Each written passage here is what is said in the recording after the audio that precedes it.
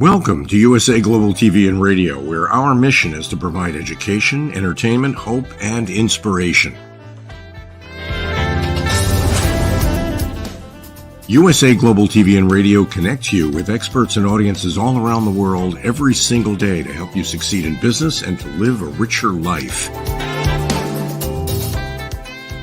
Visit us at usaglobaltv.com to learn about career and life-changing training and mentoring programs like the Listening Mentor. Subscribe to our newsletter to stay informed about our special programs and offers.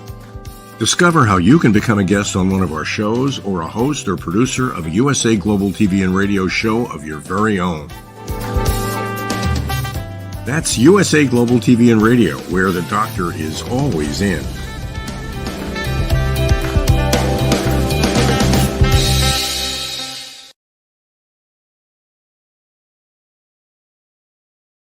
Good morning, good afternoon, good evening. Welcome home to USA Global TV and Radio as we come to you live from our studio in New Jersey in the United States. I'm Dr. Jacalyn Kerbeck, and I'm so happy that you're here with us today on our very special show, which is your story, your grief, your journey. We've got a fabulous guest, and before we bring her out, let's welcome the star of our show. It's Mr. Doug Lawrence. Welcome, Doug. Come on out. Hello. Hello, and hello to our listening and viewing audience across the globe. Thank you for taking time today to join us, and you're in for a treat because we do indeed, as Dr. Jacalyn had said, we do have a very exciting guest that we're going to share with you, and hopefully you'll be able to take something away from our conversation today. So welcome and thank you once again. Thank you so much, Doug. Before we bring out the doctor who's going to join us very soon, please tell us about your work as an international certified mentor. What do you do and who do you help? So as an international certified mentor, I work with organizations. I do leadership mentoring. I do a number of different ones, but the one particular pathway that I seem to be heading down more frequently than not is mentoring and mental health and helping people deal with various stages of mental health, which of course grief is considered to be part of it. And so from a mentoring perspective, I work with people in all those capacities, as well as the implementation of mentoring programs in organizations, which has a mental health spin to it as well. Fantastic, Doug. Please continue the great work that you're doing. You're really changing the lives of so many people. Thank you. Thank you. You know, we have a guest today who has a very interesting background, and I'm very excited to hear her story. She's a food scientist. How cool is that? A food scientist and a leadership coach. She's also joining us from Canada, and her name is Dr. RANA MUSTAFA. Let's welcome her to the program. Hello. Hi, good morning. Hi, it's nice to have you today. Thank you so much for joining us. So I know that the story you're going to share today, really, it's like an onion. It has so many parts to it. And it's a personal journey as well as a professional journey. So where would you like to start, Doctor? Would you like to start with the leadership coach, the food scientist, or your personal story? Well, in fact, they are all connected. Maybe we can start by the last one, which is the leadership coach, and what brought me to this position now while I am on breast cancer treatment. Yes, absolutely. Please go ahead and share your story. Yeah, so unfortunately, last year on Mother's Day, I learned that I have breast cancer.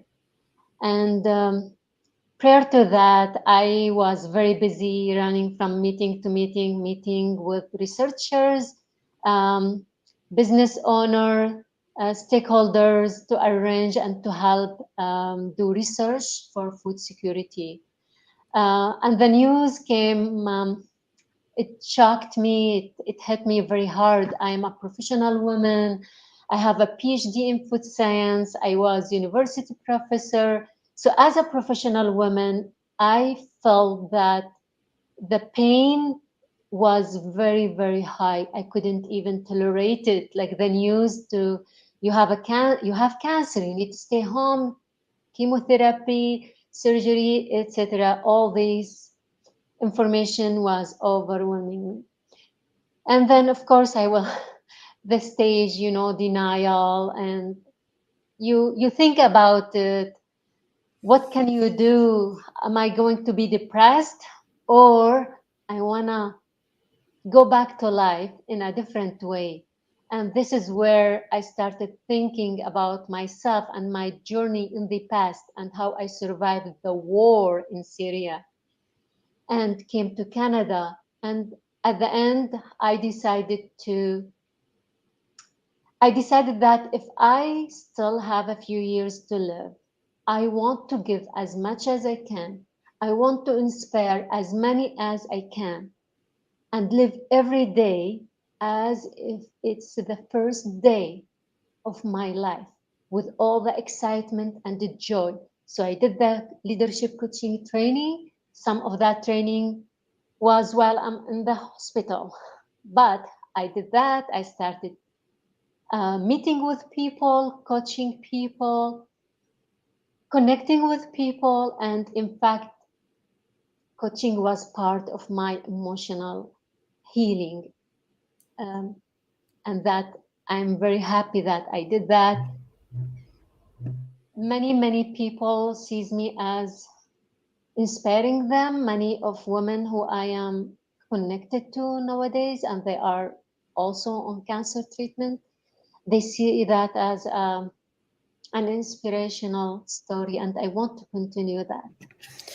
Doctor, thank you so much for sharing your story. I feel very emotional just hearing it. And it takes someone like you with that incredible courage to come forward. And it's amazing. You get this diagnosis, and you're obviously, anyone is a woman who can understand, even men can experience it as well. But the worst news you could possibly get at that moment, and you still have to soldier through. And look at you creating new opportunities to help people. It's really, I applaud you.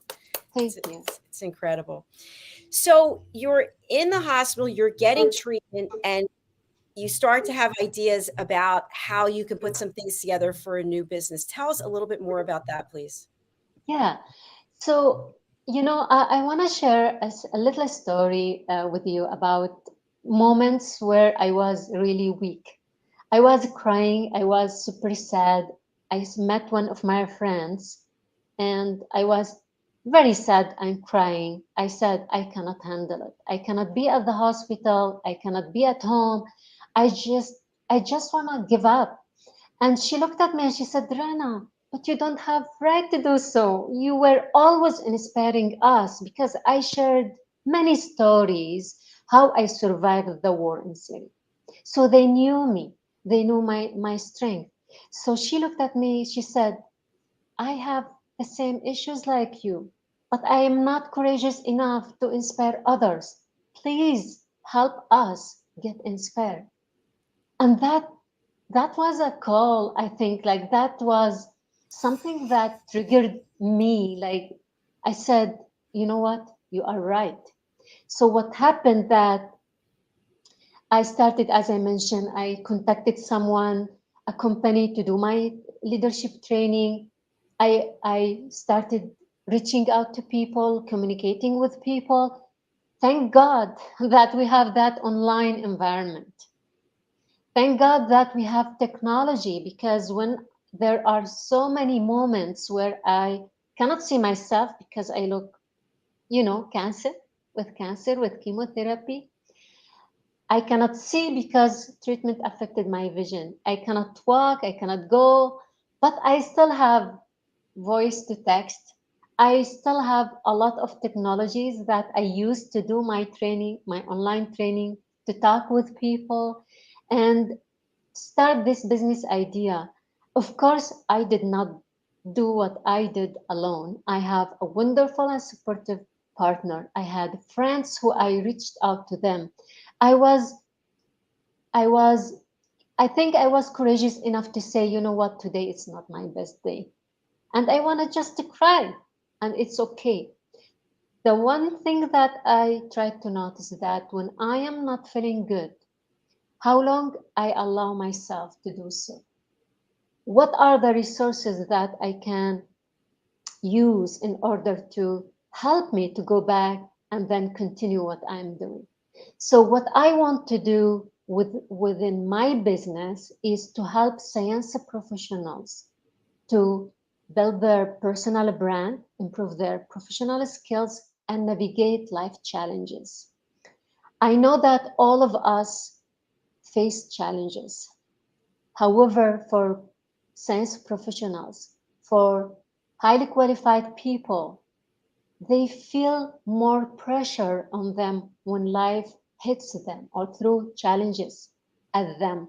Because I personally, as a woman from the Middle East, I spent the majority of my life going to school and studying while other people were partying. So when I was sick, I was asking myself, like, what was the point of me spending my life in education if I am now in that position?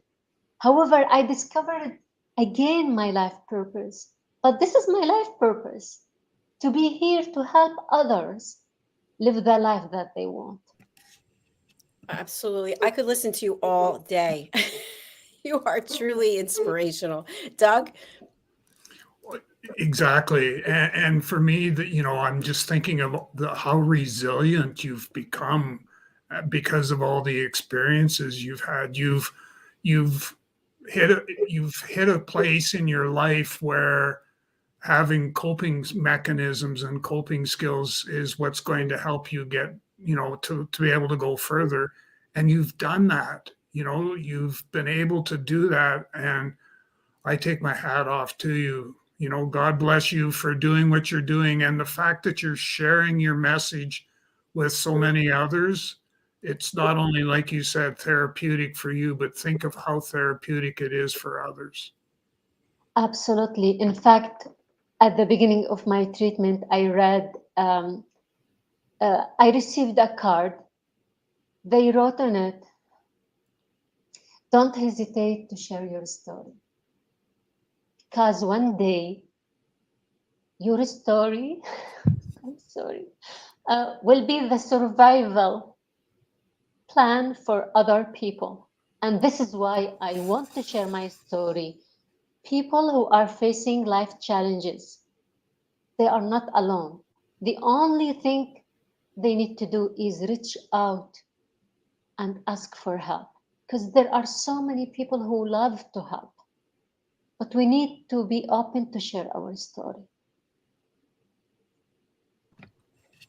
That's so true that, you know, uh, you can, and sort of the analogy I always use is I can stay in the closet and just try to bury and suppress all those thoughts and feelings, or I can open the door and reach out and say, I need help. I need somebody to help me navigate all the stuff that's going on with me, because I don't think I deserve this. I think I deserve better, but I've been, the good Lord has decided that I need to, here's a challenge that I need you to step up and be able to deal with. And by doing so, think of the example that you set for others to follow in your footsteps. Absolutely. And this vulnerability, when we share it with others, it's not weakness. It builds trust. It's sign of strength to me, and it allow others to reach out and seek for help. And this is why I started sharing my story, because this is how other people will feel more comfortable to reach out and ask for help. And we all need others. Like, I'm not a superhero. When people say, "Oh, you are very strong," I say, "No, I'm not strong. I'm just using the resources that I have around me. I have friends, I have community support, I have people like you supporting me. I am reaching out to people, and people are helping me, and I want to help others." Thank you so much, Doctor. Question I have for you is, I imagine during this journey, I can only think there must have been some level of fear. I know last week I went for a mammogram and just pulling into the parking lot and then seeing the faces on the women, knowing that some of us are going to walk out of there with some bad news. How did you manage that fear from becoming so overwhelming that you're literally unable to do anything? Well, I can also add to that fear the waiting time, right? So you go to the clinic, you do whatever scanning they ask you to do, and you need to wait. Maybe for us here, some scanning, you need to wait for 1 month to get the result back. How do we manage our fear and anxiety during that waiting time? And when you wait, time looks really very long compared to normal life when you are happy. I personally think that every one of us we all have our own coping mechanism. We need to know which one works for us.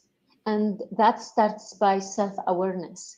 To me, I know that keeping my brain busy and focused on things that I like make me manage the fear and anxiety because I'm doing something that I like. And this is exactly why I started this business as a professional coach.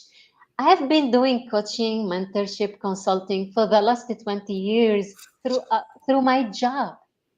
But I wanted to be a professional coach. I wanted to do something different that distracts my mind and my focus will be on something different other than my illness and waiting for the result. Some people, maybe they have other techniques like going every single day to the gym or traveling or let's say reading or painting or learning a new language, whatever is the technique, no matter what you choose, all of those, what you choose is okay. The most important thing is to ask ourselves, what works for us? What do I like to do? And during this very challenging time, maybe it's the opportunity to do what we never have the time to do it. So this is how I manage, in fact, my how I manage the fear and anxiety by, of course, I spend time reading and asking myself, what do I want to do? What makes me happy? I explored so many things from painting on little rocks to writing to reading to watching TVs until I discovered that no, this is exactly what I like and this is exactly what I want to focus my energy on. And it helped me tremendously in managing my fear, my anxiety, my chemotherapy treatment, everything. Wow. That is just so powerful. Doctor, would you say that as a result of the news that you got, you started living like every day could be the last one instead of I'll put this off till then? And you said, I'm going to take it, seize the moment now. Well, absolutely. But I'm living every day, not as if it's the last day of my life. You know why? Because sometimes when we don't have a lot of things that we feel fear. Oh, we don't have enough time. We feel that anxiety and fear. I have the opposite thought. I want to live every single day as if it's the first day of my life. Remember, if we start dating, how we feel the first day. If you go to start a new job, or if you do anything new, the first day is full of excitement, of curiosity. You ask questions, you are excited, happy, curious. This is exactly I want to live. Asking those questions, taking time to live the day as it is. If it's sometimes I'm feeling overwhelmed with emotions, that's okay. So living every day as if it's the first day in my life. Wow. I'm speechless, and that's not normal. What's I like the idea of living every day as though it's the first day. That has a more positive spin to it. It's a positive spin, but it also gives you a different outlook on life in general. And I know from having looked at your bio and that you've come from living in a war-torn country, and that's got to have given you some coping mechanisms as well that may or may not have served you with dealing with breast cancer. Absolutely. I totally agree with you. I developed during the war when I was in Syria. I lived 5 years. During the war, I lost my apartment, everything in it. I lost my money. Financially, we were really very broke because of the war. Lost friends, lost family members. So the loss was huge. And you have only two options, either to survive or to go into mental health issues and depression. Something that you don't know about me that I didn't mention that when I was doing my study for the food science, doing my PhD, I did that in France. And due to life circumstances, I was unable to keep my daughter, who was 1 year when I started my PhD. I couldn't have her with me. So I spent 5 years living without my daughter, seeing her once a year. It was super hard on me. I struggled with anxiety, with depression. It was super hard on me. If you ask me now why you stayed that long in France, why didn't you go back to Syria, I can tell you, my family said, you are the hope of this family. You are the inspiration of other women in the community. You have that chance to be a professor. We don't. We will support you. Just handle it. So when I came back to Syria, I developed, of course, throughout these 5 years, I developed so many coping strategies. And during the war, I was exploring one by one. My kids used to play music before the war. Music, for some instruments, need electricity. We don't have electricity during the war. Very few hours, so maybe 2 to 3 hours during the day we have electricity.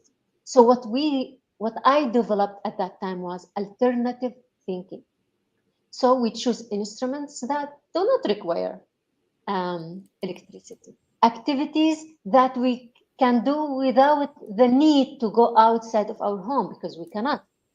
And those, as you see, when you have life challenges, take it as an opportunity to grow and to increase your resiliency, because every time you will handle more. It's like going to the gym.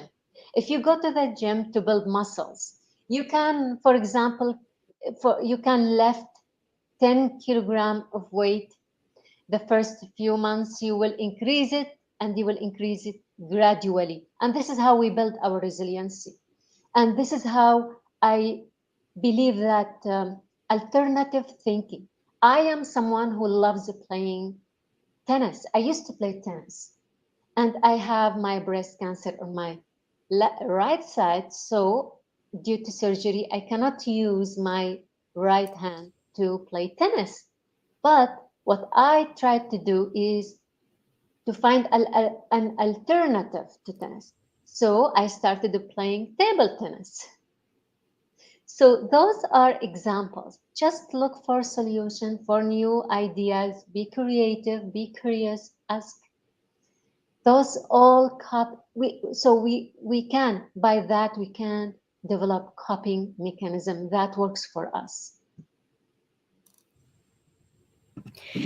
I wish we could clone you because It amazes me, and I think the three of us here we're all positive people. We're all about helping other people. What is the difference between the experience that you're having and have had, doctor, versus someone who could have been in that very hospital wing, maybe in the next room or down the hall, having a completely different perspective and outlook? Uh, I think it's all about our mindset. It starts by the mindset, self-awareness, and it's something that we need to work on it on daily basis. Like if you live your life without those deep thought, connecting with people, knowing people's stories, you think when something happens to you, you think that you are like, why me? You ask that question, why me? And it's very depressed question. Like we get more anxiety because of that. Why me? Why do I need to have cancer and lose my hair and wear wig, for example? Why do I need that? I love my hair. I love my body. I love my life. So those questions are so hard on us to answer. And due to those circumstances, it's so easy to go like to have mental health issues and to have further issues. And even the response, like it's very well known that the response to treatment to any illness is really connected to our mindset. So what to do is just be connected to other people in when we are happy and when we are sick, when we are sad. And by talking to people, by developing that self-awareness, by developing that positive mindset, we can navigate change. I'm not saying that and ignoring that we will have days where we feel so weak, but there is difference between moments of weakness, of sadness, and days and years of sadness. I love that. I love that. I know for me, I will give myself 10 minutes to freak out. And then that's the end. Let's find a solution. It's so important to take the emotions out of it, whatever it is you're going through, and find a solution. That's what I think. And doctor, you're providing solutions. You're helping people find their solutions, aren't you? Absolutely. And this is why, in fact, through my business, I am looking to reach out as many people as possible, helping as many people as possible everywhere. And I was super happy and grateful because I started this business. And I can share a little story, final story, that if I am doing my cancer treatment and I hear that someone needs something, I will just think like, you know what? I can't help anyone. Like I personally, I need help. But because my focus was on that leadership skill training, navigating change.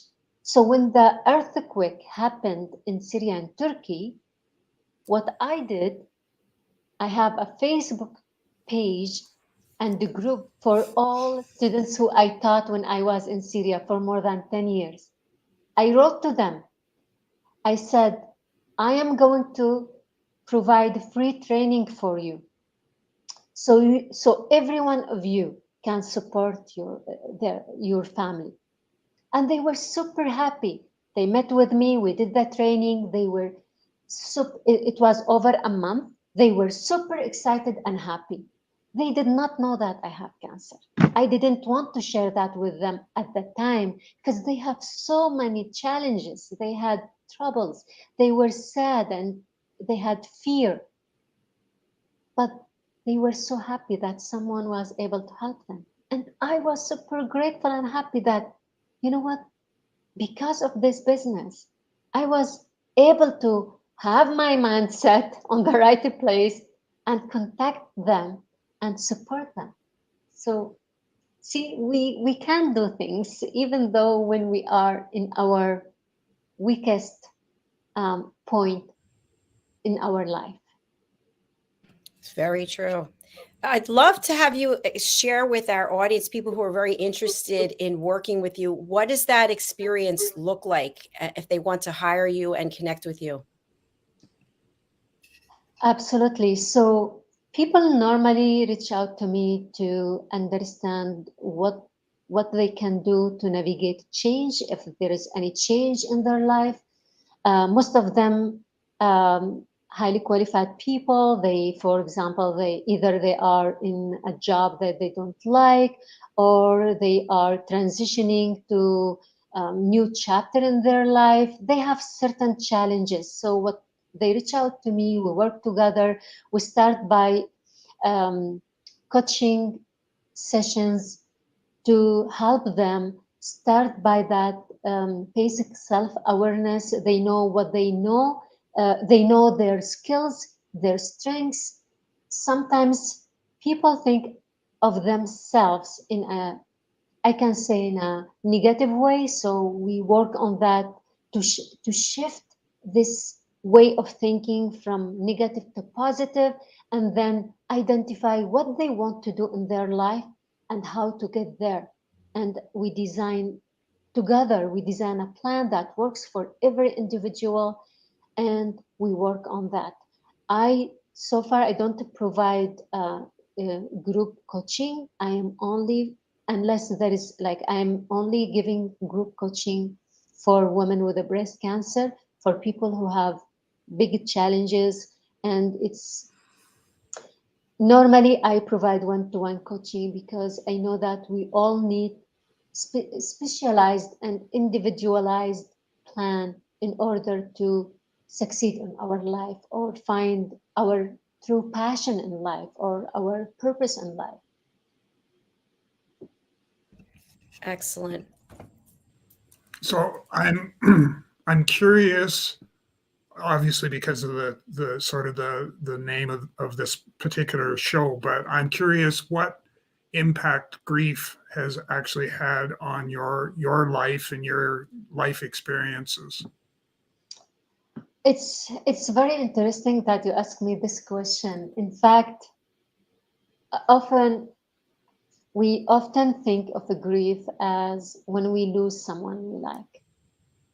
However, as someone who lived different experience, I know that grief happen when we lose, when we lose a relationship, we lose ourselves in any relationship.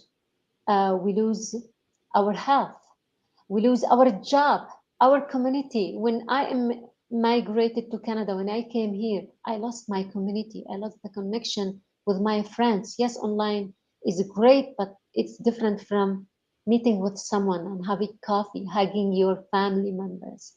So grief is really throughout our life. We always lose things, even though when we win, we are always losing something. And of course, I learned throughout my life that you will never be a winner 100%. There are always something that you will lose in order to win something. And it's all about decisions.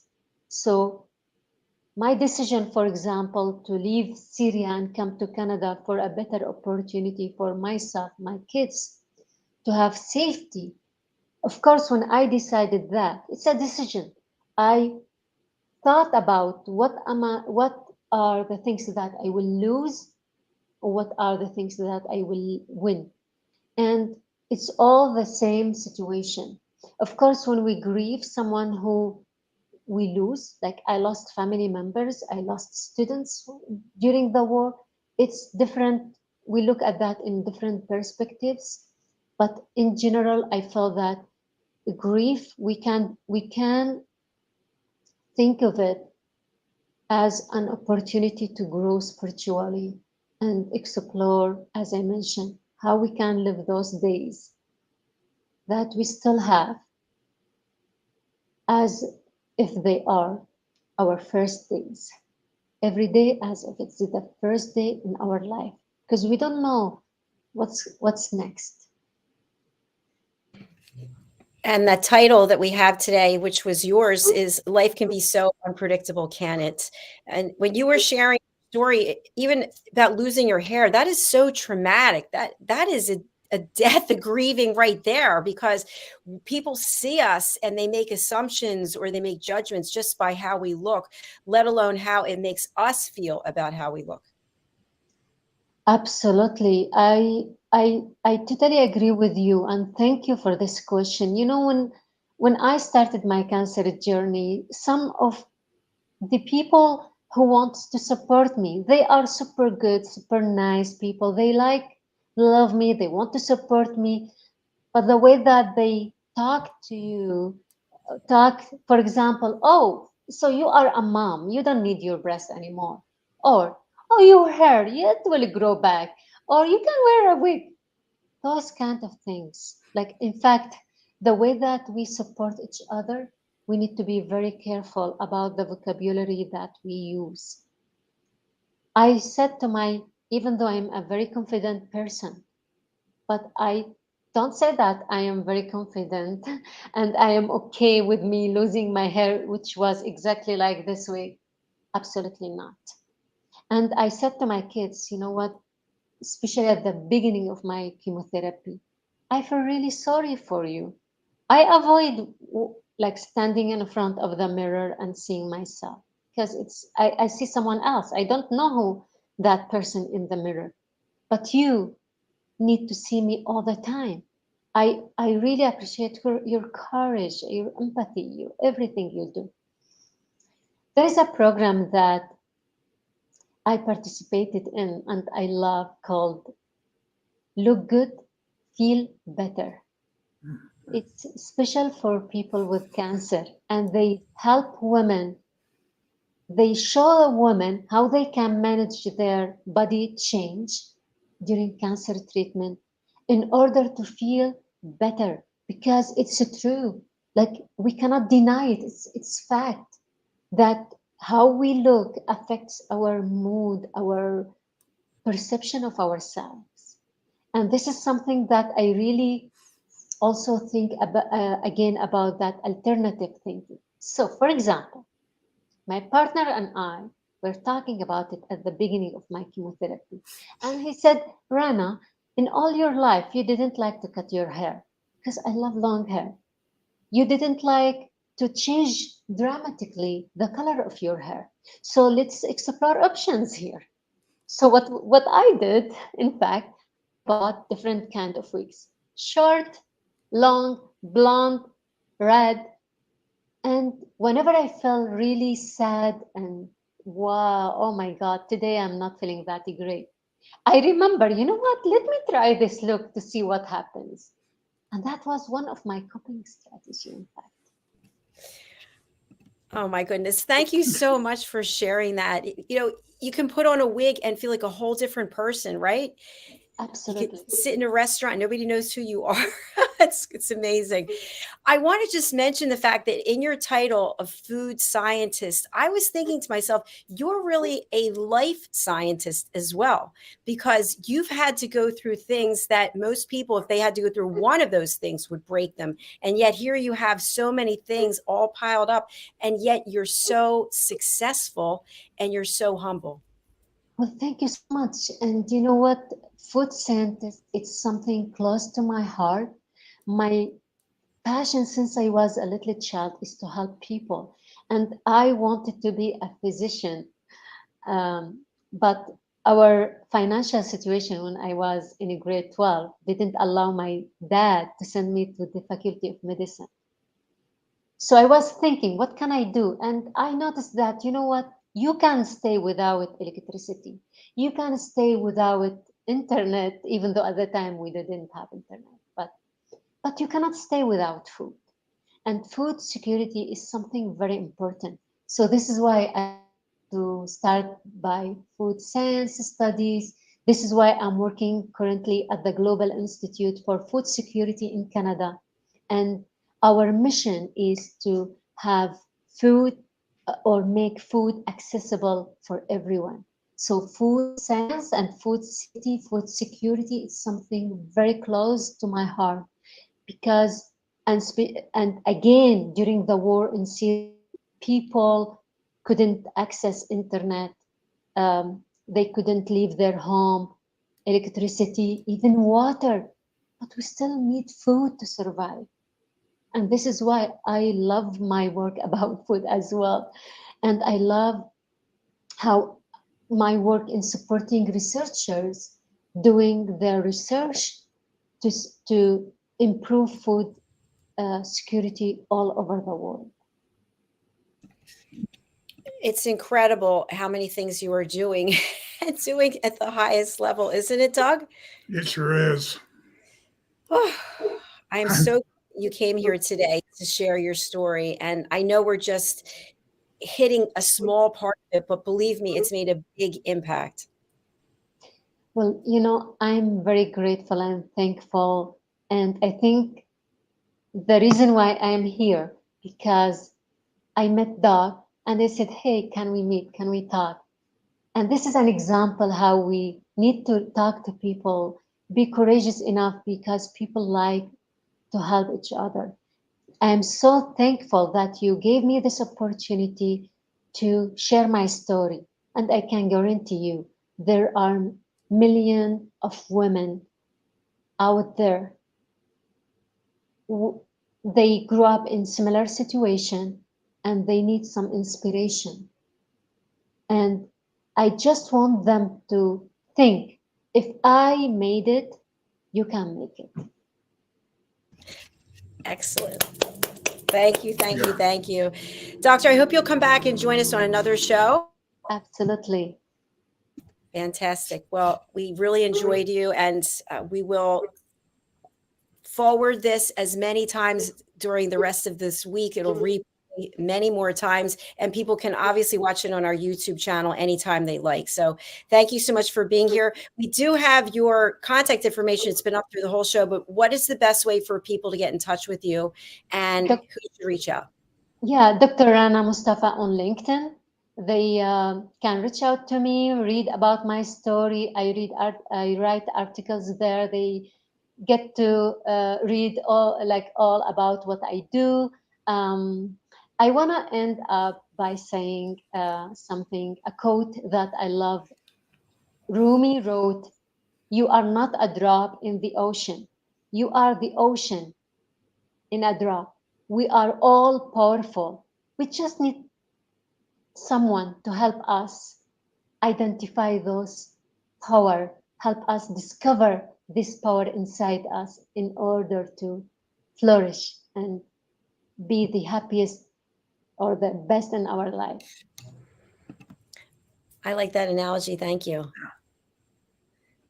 All right. Once again, it's been an absolute pleasure having you here today. Thank you very much. And Doug, how can people reach out to you, and who would you like to contact you? So I'm open to having conversations with pretty well everybody. And so they can reach me through my website at www.talentc.ca. So the word talent, small or letter C on the end.ca. You can also reach me through LinkedIn. You can direct message me there if you'd like. And if you just do a search on Doug Lawrence, I'm fairly easy to find in that particular case. And then finally, if you are comfortable doing so and you want to reach out via email, my email is in the banner, but it's doug.lawrence@talentc. So the word talent with the letter C on the end.ca. And I'd be more than delighted to have a conversation with you. Thank you, Doug. And thank you, Doctor. It's been an honor being with the two of you today. And I truly appreciate the work that. Thank you. We will be right back with our next show, Stories of Hope, Inspiration, and Overcoming Adversity. Doctor, we look forward to having you on that show as well, hopefully. Absolutely. Bye, everyone. Take care. Bye.